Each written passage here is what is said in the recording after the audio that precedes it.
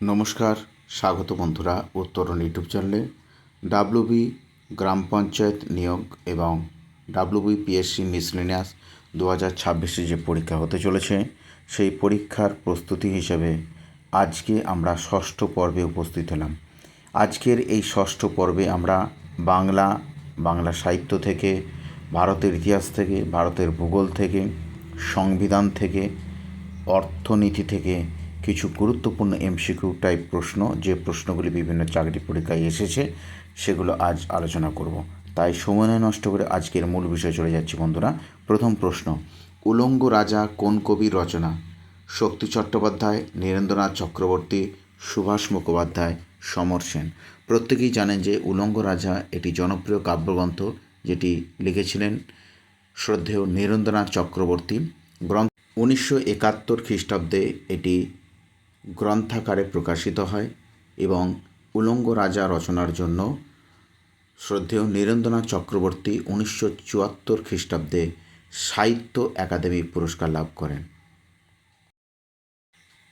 পরবর্তী প্রশ্ন, বাংলা ব্যাকরণ থেকে, জিতাক্ষর ব্যাখ্যা বাক্য কী হবে? অক্ষর জিতেছেন যিনি, অক্ষর জ্ঞান যার আছে, জিতে আছেন যিনি, অক্ষরে অক্ষরে জিত। উত্তর হবে, যদি আমরা ব্যাখ্যা করি, অক্ষর জ্ঞান যার আছে তাকে আমরা বলবো জিতাক্ষর। তাহলে উত্তর হবে অপশান খ, অক্ষর জ্ঞান যার আছে। চলে এলাম পরবর্তী প্রশ্ন, ভারতের ভূগোল থেকে। এই প্রশ্নটি বহুবার বিশেষ পরীক্ষায়, পিএসসি পরীক্ষায় এসেছে। ভারতের রুর নামে পরিচিত দুর্গাপুর, বার্নপুর, বিশাখাপত্তনম এদের কোনটি নয়? প্রত্যেকেই জানেন উত্তরটি হবে অপশান ক, দুর্গাপুর। জার্মানির রুর নদীর তীরে সঞ্চিত কয়লার উপর ভিত্তি করে যেমন লৌহ ইস্পাত শিল্পের বিকাশ ঘটেছিল, অনুরূপভাবে ভারতে তথা পশ্চিমবঙ্গের দুর্গাপুর শিল্পাঞ্চলে লৌহ ইস্পাত শিল্প, স্টিল শিল্প এবং সিমেন্ট শিল্পের যথেষ্ট বিকাশ ঘটেছে। বিশেষ করে লৌহ ইস্পাত শিল্পের বিকাশের পেছনে আছে রানীগঞ্জ ঝরিয়ার সঞ্চিত কয়লা। সেই জন্যে ভারতের রুর নামে পরিচিত হচ্ছে অপশান ক, দুর্গাপুর। চলে এলাম পরবর্তী প্রশ্ন, বাংলা ব্যাকরণ থেকে।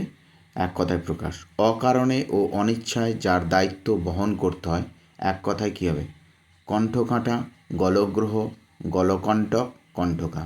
প্রত্যেকেই জানেন সেটি হবে উত্তর অপশান খ, গলগ্রহ। পরবর্তী প্রশ্ন, বাংলা সাহিত্য থেকে, গ্রন্থ ও গ্রন্থকার। প্রথম আলোর ঔপন্যাসিক কে? বুদ্ধদেব গুহ, নারায়ণ সান্যাল, সত্যজিৎ রায়, সুনীল গঙ্গোপাধ্যায়। প্রথম আলো হচ্ছে একটি ঐতিহাসিক উপন্যাস, যেটি ঊনবিংশ শতাব্দীর শেষার্ধে রচিত হয়েছিল এবং এর রচনাকার হলেন শ্রদ্ধেয় সুনীল গঙ্গোপাধ্যায়। উত্তর হবে অপশান ঘ, সুনীল গঙ্গোপাধ্যায়। পরবর্তী প্রশ্ন, ভারতের সংবিধান থেকে। এই প্রশ্নটি বহুবার বিভিন্ন চাকরির পরীক্ষায় এসেছে। সুপ্রিম কোর্টের বিচারপতিদের শপথ বাক্য পাঠ করান উপরাষ্ট্রপতি, প্রধানমন্ত্রী, লোকসভার স্পিকার, রাষ্ট্রপতি। প্রত্যেকেই জানেন উত্তর হবে রাষ্ট্রপতি, অপশান ডি।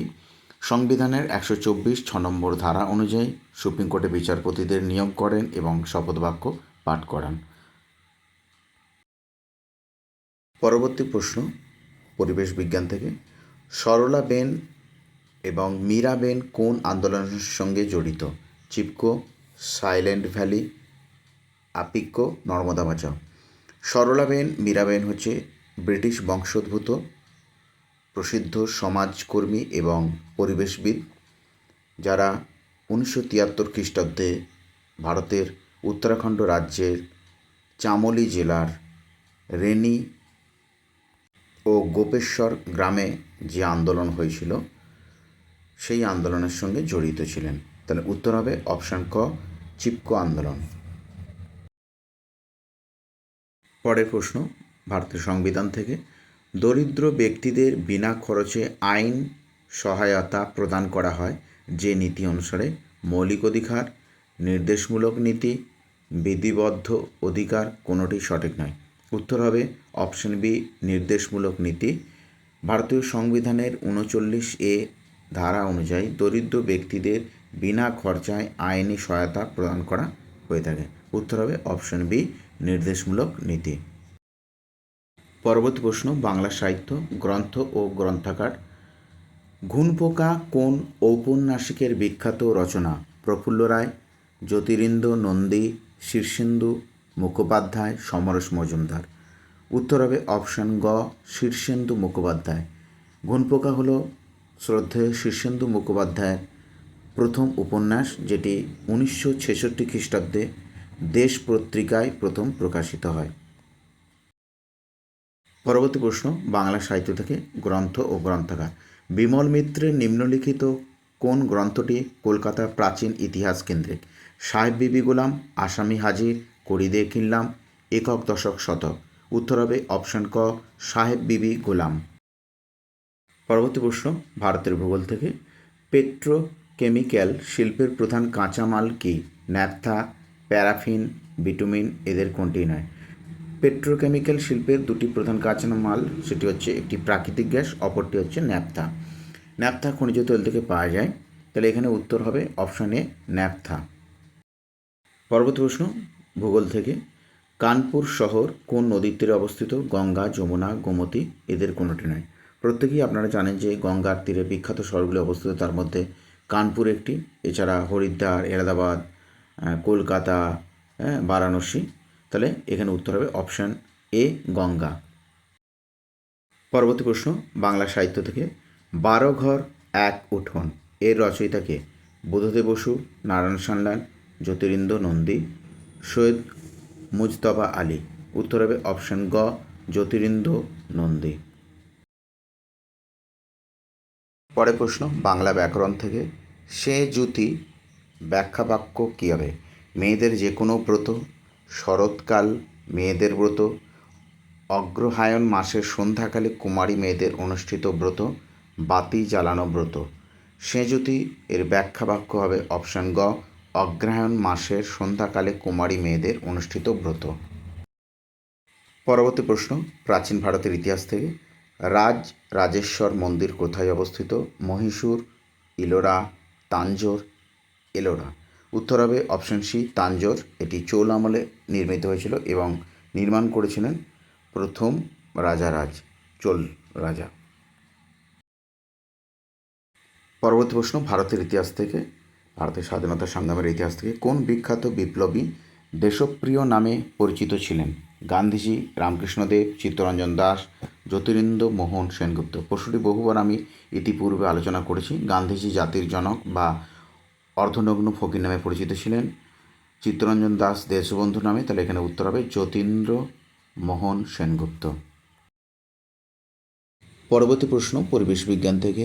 ইকোসিস্টেম শব্দটি প্রবর্তক হলেন টানসলে, উডাম, গার্নার, ওয়ার্মিং। প্রত্যেকেই জানেন যে 1935 খ্রিস্টাব্দে উদ্ভিদবিদ, বাস্তুতন্ত্রবিদ ইকোসিস্টেম শব্দটি ব্যবহার করেছিলেন টানসলে।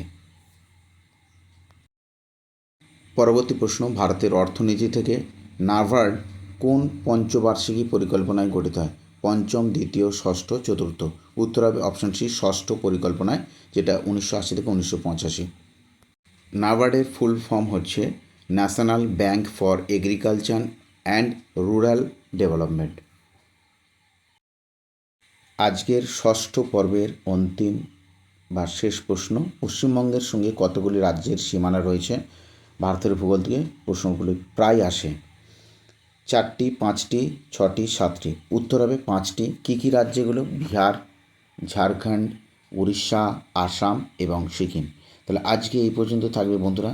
সেই সঙ্গে জানিয়ে রাখি, এই ইউটিউব চ্যানেলে 10 থেকে 12 মিনিটে 10টি করে প্রতিদিন অঙ্ক এই ক্লাস দেওয়া হচ্ছে, সেখানে গিয়ে আপনারা ভিডিওটি দেখতে পারেন।